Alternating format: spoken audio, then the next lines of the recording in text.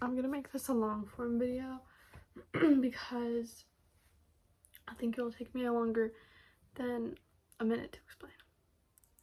So basically, I had an appointment with my pulmonologist today, and at this point, my condition, tracheomalacia, it's mostly a quality of life thing. There can be some scary stuff if I get sick, sorry, my hair is really bothering me. My tracheomalacia, like I said, it's basically a quality of life thing now. There's not really any reasons to do anything drastic, like a tube or anything.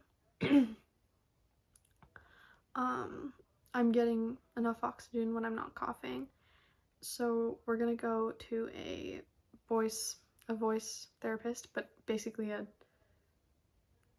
breathing therapist, and she's gonna show me how some breathing exercises to do to try and stop coughing attacks, to try and make them less frequent, basically like physical therapy but for my trachea. But because my trachea is basically only at 90% function when I'm coughing, it closes 90%. We're not sure if this will help. Another option is a not super studied surgery. When he was talking about it on the call, it didn't really sound like he thinks it's like, he sounds like he would be worried about me if we did it. But I will do anything to be able to get better and live a normal life. And we don't know if that'll happen without a surgery like this. Basically, they suture my trachea. They do a big side cut in my side.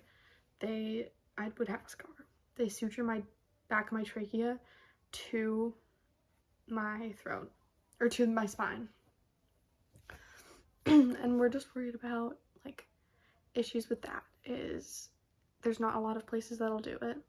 We would have to have a meet with a cardiothoracic surgeon who would tell us if I was a candidate. My pulmonologist thinks I could probably be a candidate because of how bad my trachea is. We would have, the plane tickets there and the meet with him, our insurance would not cover that. Obviously not the plane tickets, but probably not cover the meet.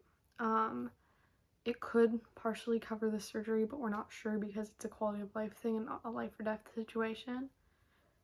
But it didn't sound like my mom wants to do it. But if we do have these breathing treatments done and they don't work, the breathing exercises and stuff, if those don't work, which I'm not super optimistic about them because I have tried breathing, like exercises like pursed lip breathing, stuff like that. I've tried it before. It did not help me that much. Those things, if those don't work, then I'm going to advocate for myself about how I think the surgery would be the best option, because at this point, I don't want to keep going to school like this.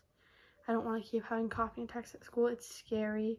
It's embarrassing. It's hard to keep my grades up when I'm missing entire class periods because I'm coughing.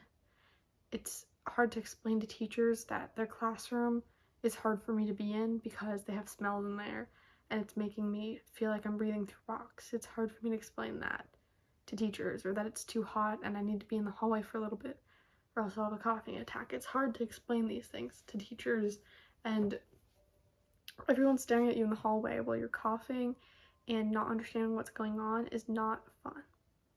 And I'm sick of missing school for this.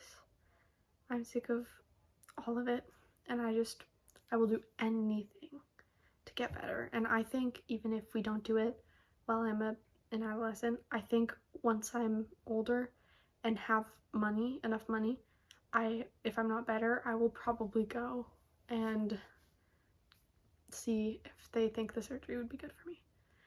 Because at this point, I just think, since they said I'll probably live like this for my whole life, my trachea probably won't just magically heal itself. I would rather have to go through the surgery and the healing and all of that. I would rather do that than not get better. You know what I mean? So at this point, we're going to try the breathing therapies. And then if those don't work, we might meet with the cardiothoracic surgeon in Florida. So that's, oh, and then as for my other symptoms, the dizziness, the balance issues, all that, we are going to the National Dizzy Balance Center right now. It's going pretty well. I have an unsteady gait. My mobility has been okay.